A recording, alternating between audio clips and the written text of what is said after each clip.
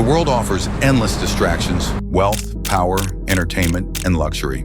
Many pursue these things, unaware that beneath the surface, they lead to spiritual ruin. Revelation 17 presents a striking vision of a woman called Babylon, riding a beast. But what exactly is this vision revealing? Who is Babylon, and why will she fall so dramatically? Stay with me, because the answers may surprise you. The Apostle John, carried in the Spirit into the wilderness, saw something terrifying: a woman seated on a scarlet beast. She was dressed in purple and scarlet, adorned with gold, jewels, and pearls. She held a golden cup, but what was inside wasn't wine. It was filth, corruption, and abomination. On her forehead was a chilling title: Babylon the Great, the mother of prostitutes and of the abominations of the earth. But what does this name mean? And why is she drunk with the blood of God's people? John was astonished by this vision. But then the angel explained the mystery. The woman, Babylon the Great, she represents the corrupt systems of the world: idolatry, immorality, materialism, and rebellion against God. Her luxurious appearance masks her true nature: spiritual corruption that seduces people away from God. She is called the mother of prostitutes because she influences nations and people toward unfaithfulness. Babylon's influence spans history, from the literal city to Rome and modern global systems promoting materialism and moral corruption. But here's the shocking part: the very system she controls will turn on her.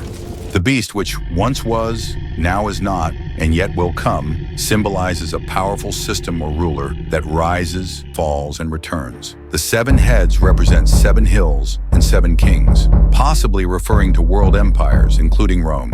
The 10 horns are 10 kings who will rule briefly and give their power to the beast. The beast operates as Satan's agent, covered in blasphemous names, mimicking God's eternal nature while leading rebellion against him. But this is where things get darker. The beast and the kings will betray Babylon and destroy her. Why? Keep watching to find out.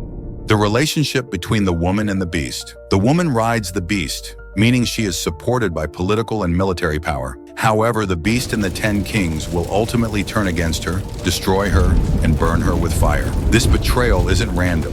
God allows it to fulfill his purpose, and it reveals a terrifying truth: even Satan's followers will eventually destroy each other.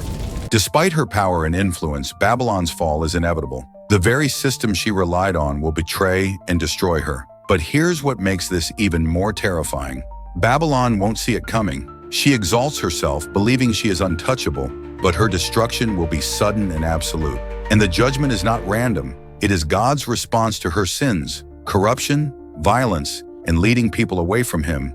Babylon's fall is a warning. Everything built on rebellion against God will ultimately collapse. And when that collapse happens, those who trusted in her will be left with nothing.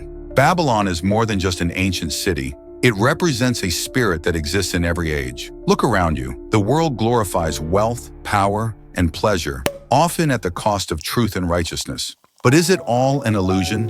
What if the very things we chase, prosperity, influence, acceptance, are part of a deception, a system designed to pull us away from God?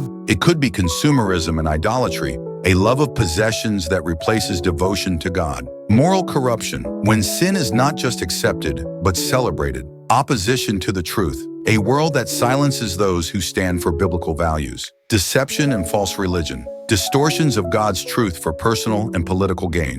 This is Babylon, not just a place, but a mindset.